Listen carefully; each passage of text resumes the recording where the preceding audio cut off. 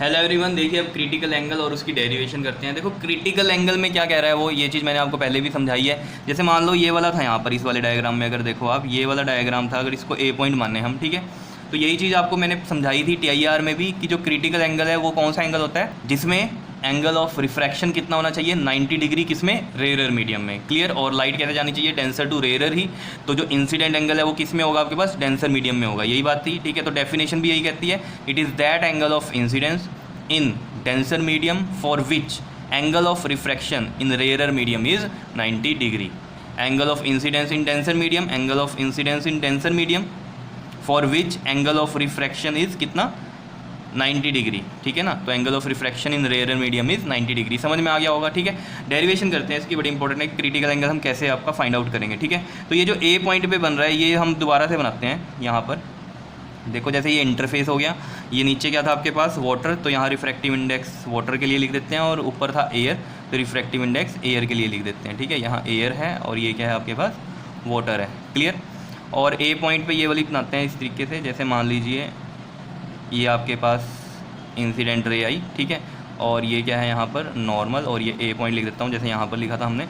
और ये जो एंगल है ये क्या है, एंगल ऑफ इंसिडेंट, जो कि किसके इक्वल है, क्रिटिकल एंगल हम बोल रहे हैं। क्यों, क्योंकि angle of refraction in rare medium कितना हो गया, 90 डिग्री, क्योंकि अब ये रे यहाँ रिफ्रैक्ट कितने डिग्री पे हो रही है, अगर इसी पॉइंट पे बनाए हम, ये 90 डिग्री पे हो रही है। कितनी बात क्लियर है या नहीं है, बताओ, समझ में आई कहानी, ठीक है। तो बस कुछ भी नहीं है, बड़ा सिंपल सा है। यहाँ पर क्या करो, स्नेल्स लॉ अप्लाई कर दो ए पॉइंट पे, ठीक है। तो हम यहाँ लिखते हैं apply Snell's law at a point पे अप्लाई करो जस्ट स्नेल्स लॉ। देखो यहाँ से लाइट जा रही है, तो जिस मीडियम से जा रही है वहीं से शुरुआत करेंगे हम। तो यहाँ से अगर जा रही है तो इसका रिफ्रैक्टिव इंडेक्स म्यू डब्ल्यू, और यहाँ आ जाएगा ये साइन आई इक्वल टू में किसके इक्वल आएगा ऊपर, म्यू ए, और साथ में साइन आर। ऐसे ही अप्लाई करते हैं स्नेल्स लॉ, याद होगा आपको। अब यहाँ पर आपको पता है क्रिटिकल एंगल में कि एंगल आई जो है इसको हम क्रिटिकल एंगल आई सी से लिख रहे हैं, और एंगल आर जो है ये कितना आ रहा है आपके पास, 90 डिग्री आ रहा है। तो यहाँ लिखते हैं अब ये म्यू डब्ल्यू, साइन आई की जगह अब साइन आई सी हो जाएगा, और ये म्यू ए, और साइन आर की जगह अब साइन 90 डिग्री हो जाएगा। क्या इतनी बात क्लियर है या नहीं है, बताओ ज़रा जल्दी से। क्लियर। और साइन 90 की जो वैल्यू होती है वो कितनी होती है आपके पास, साइन 90 इज़ 1। यहाँ लिख देते हैं हम कि जो साइन 90 डिग्री की वैल्यू होती है वो होती है 1, ठीक है। तो यहाँ से देखो ज़रा, अब साइन आई सी और अपॉन में इधर आ जाएगा साइन 90, इसी तरीके से लिखते थे हम, और ये म्यू ए, और ये आ जाएगा आपके पास म्यू डब्ल्यू। कितनी बात क्लियर है।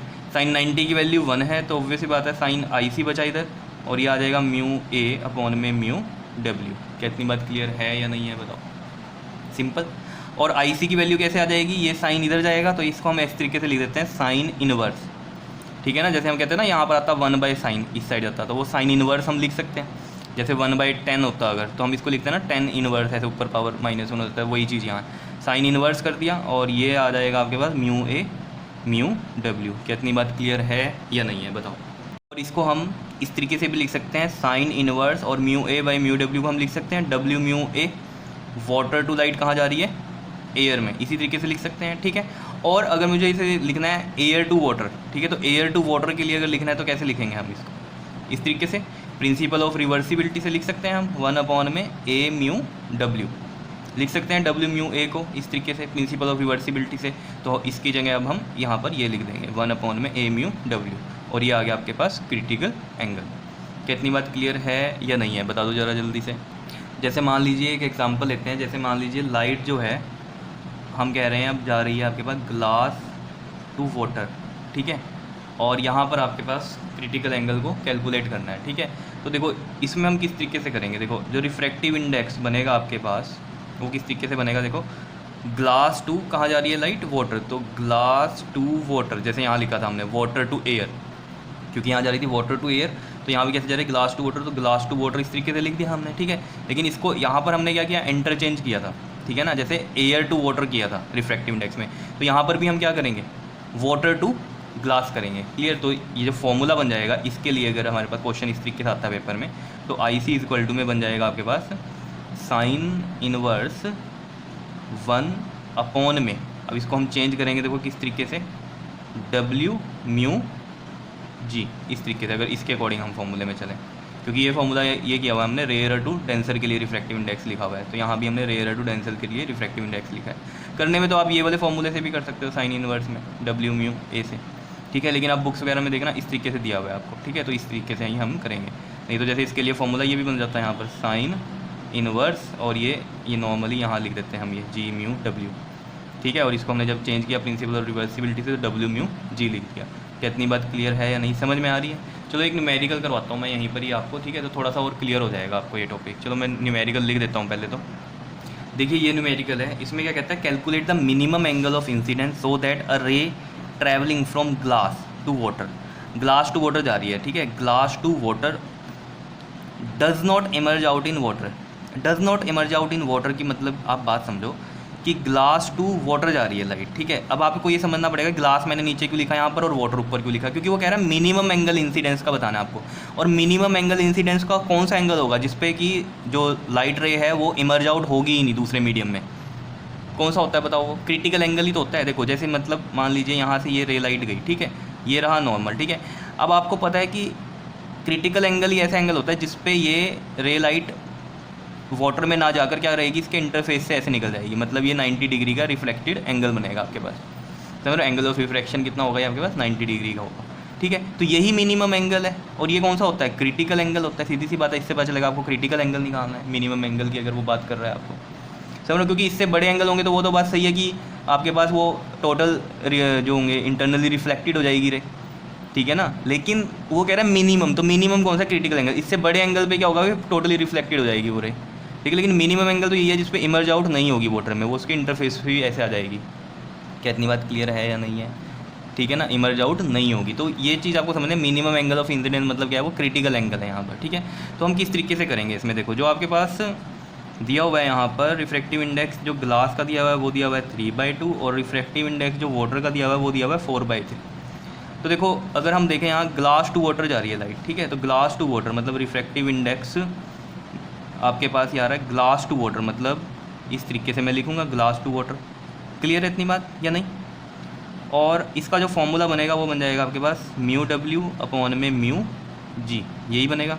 और इसको अगर हम सॉल्व करें तो ये कितना बनेगा आपके पास, mu W is 4/3 and mu G is 3/2, क्या जाएगा 4/3 इंटू में ये 2/3 हो जाएगा 3/2 की जगह, ठीक है। और ये 4 2 8 एंड 3 3 9, ये बन रहा है, ठीक है। अब आपको पता है जो फॉर्मूला है आपका वो किस तरीके से है, अगर आपने ये फॉर्मूला ये समझा है मेरा, ठीक है, तो या तो ये फॉर्मूला लगा दो साइन इनवर्स वाला, ठीक है। लेकिन बुक्स में अगर आप देखोगे तो ये वाला लगा होगा आपके पास, ठीक है ना, ऐसे वाटर टू ग्लास वाला, ऐसे रिफ्रैक्टिव इंडेक्स लिखा होगा, ठीक है। तो इस यानी कि इसकी हमें क्या करनी पड़ेगी, रिवर्सिबिलिटी करनी पड़ेगी। ये बात समझ रहे हो या नहीं आप? ठीक है, क्रिटिकल एंगल में एक्चुअली में हम जो यहाँ पर रिफ्रैक्टिव इंडेक्स लेंगे वो किस तरीके से लेंगे, आपका जिस मीडियम से रे जा रही है, जैसे यहाँ पर ऊपर वाटर से जा रही थी तो ये वाटर का रिफ्रैक्टिव इंडेक्स लिया था इस तरीके से यहाँ 1/, में, और यहाँ पर किस में से जा रही है ये लाइट, ग्लास में से जा रही है तो ग्लास का लिया है, ठीक है। तो उस तरीके से आपको ये सोचना पड़ेगा थोड़ा सा, क्योंकि ये बड़ा कन्फ्यूजन होता है बच्चों को, इसलिए मैं आपको ये चीज़ समझा रहा हूँ। क्योंकि यहाँ से तो आप रट लोगे ए म्यू डब्ल्यू, लेकिन कोई और मीडियम आ गए फिर आपकी गड़बड़ हो सकती है, तो आपको ये चीज़ समझनी है कि कैसे करना है, समझ रहे हो। अगर आप जो उसने बोला है कि ग्लास टू वाटर जा रही है तो ग्लास टू वाटर के लिए ये वाला फॉर्मूला बनेगा फिर। लेकिन अगर आप बुक्स में देखोगे तो इसको पलट के ऐसे लिखा हुआ है, क्यों? क्योंकि जिस मीडियम में से जारी होती है उसका रिफ्रैक्टिव इंडेक्स हमें देखना होता है विद रिस्पेक्ट टू अदर, ठीक है। तो जो फॉर्मूला बनेगा वो ये बनेगा, आई सी इजिकल टू में साइन इनवर्स कितना है ये 1/, में डब्ल्यू म्यू जी। तो डब्ल्यू म्यू जी यहाँ से देखो किस तरीके से निकाल लेंगे हम, जी देखो यहाँ लिख रहा हूँ मैं ये G mu W principal reversibility से 1/, में डब्ल्यू म्यू जी बन जाएगा, ठीक है।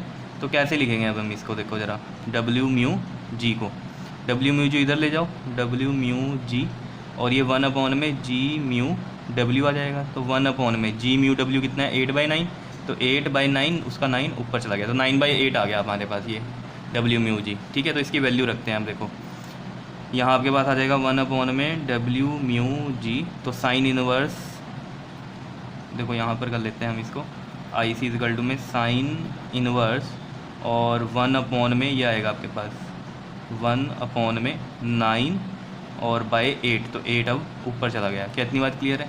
अगर आप डायरेक्ट लगा देते हैं फॉर्मूला तो साइन इनवर्स यहाँ क्या लिखता मैं, जी म्यू डब्ल्यू, तो डायरेक्ट आ जाता है 8/9, समझ लो, जैसे यहाँ पर लिख देते तो यही बन जाता। तो इसलिए मैं समझा रहा हूँ कि किसी भी तरीके से कर सकते हैं, लेकिन बुक्स में इस तरीके से दिया होगा तो इस तरीके से ही समझा रहा हूँ आपको, ठीक है, कंफ्यूज नहीं होना है बिल्कुल भी इसमें किसी भी तरीके से, ठीक है। तो ये चीज़ क्लियर हो रही है आपके पास। साइन इनवर्स में कितना आ गया ये आपके पास 8/9। 8/9 को अगर आप सोल्व करोगे अब तो ये आ जाएगा साइन इनवर्स, और 8/9 को सोल्व करोगे तो 0.888 ये चीज़ आएगी, ठीक है। अब ये इनवर्स में जो वैल्यूज़ आप देखोगे ट्रिग्नोमेट्रिक टेबल में, ठीक है, तो आपके पास डिग्री में एंगल आ जाएगा, ठीक है। तो मैं डायरेक्ट लिख रहा हूँ यहाँ पर कि कितना आएगा। बाद में मैंने आपको पहले भी बताया था कि प्रिज्म वाले क्वेश्चन होंगे, वहाँ पर आपको समझाऊंगा कि किस तरीके से देखते हैं ये ट्रिग्नोमेट्रिक टेबल में, ठीक है। तो ये आंसर आ जाएगा आपके पास 62.7 डिग्री। क्लियर है बात, समझ में आ रही है कहानी, कुछ कन्फ्यूज़न तो नहीं हो गई? बिल्कुल सिंपल सी कहानी है, ठीक है जी। तो अगर आप ये वाला फॉर्मूला यूज़ करोगे जिसमें आपका बड़ा सिंपल सा है कि वाटर टू एयर जा रही है लाइट, ठीक है, यानी कि कोई भी मीडियम हो जिसमें वो दे रखा हो, जैसे यहाँ पर आपके पास ग्लास दे रखा हो, यहाँ वाटर दे रखा हो, तो ग्लास टू वाटर, तो यहाँ क्या आ जाएगा ग्लास टू वाटर, सिंपल ये फॉर्मूला लगेगा। लेकिन अगर इसको पलटना है रिवर्सिबिलिटी से तो फिर ये बनेगा, फिर उसके अकॉर्डिंग आपको ये रिफ्रैक्टिव इंडेक्स निकालना पड़ेगा। समझ में आ रही है कहानी? ओके जी, थैंक यू।